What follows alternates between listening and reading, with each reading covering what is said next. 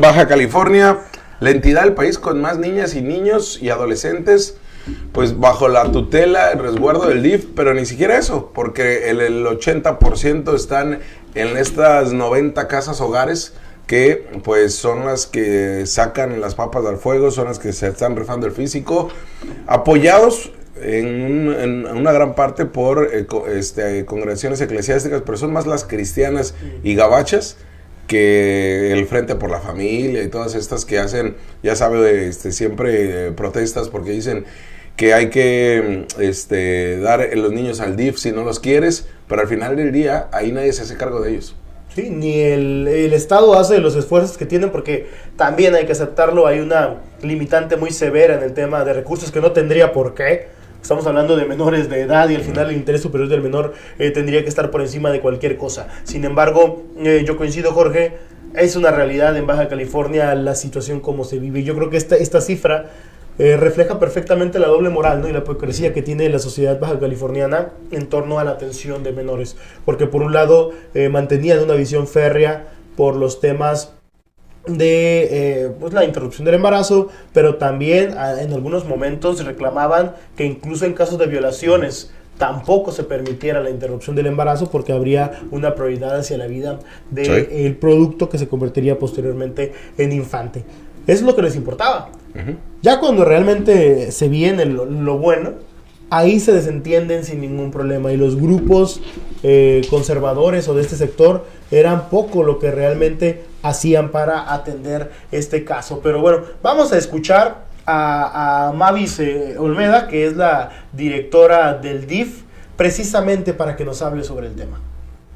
Son 1.670 aproximadamente los niños que se encuentran bajo resguardo, tanto en los albergues temporales DIF como en las casas hogares. Y de ninguna manera obedece a disturbios dentro de la institución la salida de nuestra procuradora, que ella por razones personales decidió salir de la institución. ¿No ha habido disturbios? De ninguna manera. ¿Y a nivel nacional de cuánto estamos hablando? Son 1.600, ¿en qué lugar nos encontramos, no, a nivel nacional?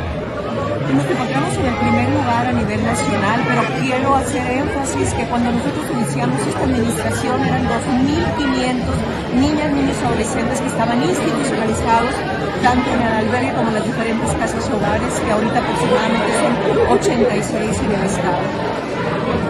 Y pues bueno, imagínense, ¿no? Una cifra de 1.600 menores institucionalizados colocan a Baja California en el número 1, Somos el estado, no per cápita, el estado en la totalidad, que más menores bajo resguardo de albergues y de centros de atención para menores tienen. Esto no es una cifra nada positiva. Sí, no.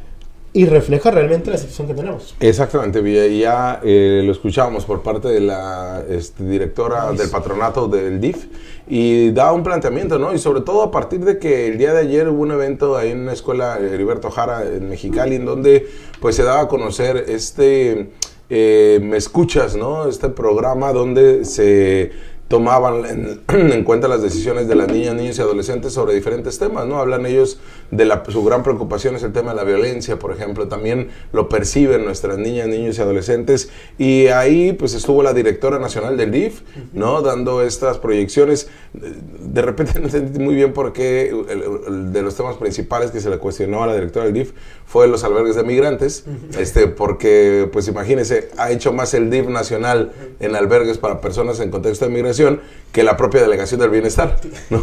Es algo que respondería, maldita sea. Es algo que no tiene. Y acá, pues bueno, veremos en esta cercanía que vino a tener la directora del DIF nacional con la directora del patronato del DIF, que las vimos muy cercanas, está hablando de muchos temas, pues más recursos mínimo para el DIF, pero ahí sí, más recursos no para camionetas, Mavis, o sea, no para camionetas de lujo.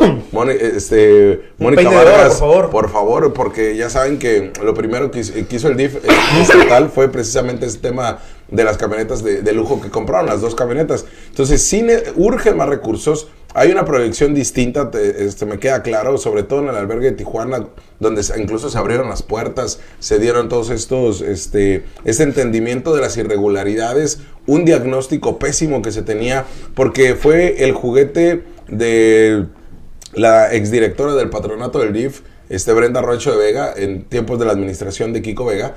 Y después con Jaime Bonilla, pues fue el peor desastre del mundo, ¿no? Porque nadie quería ser director del DIF. Se volvió una campal, ¿no? Sí. Se volvió una campal.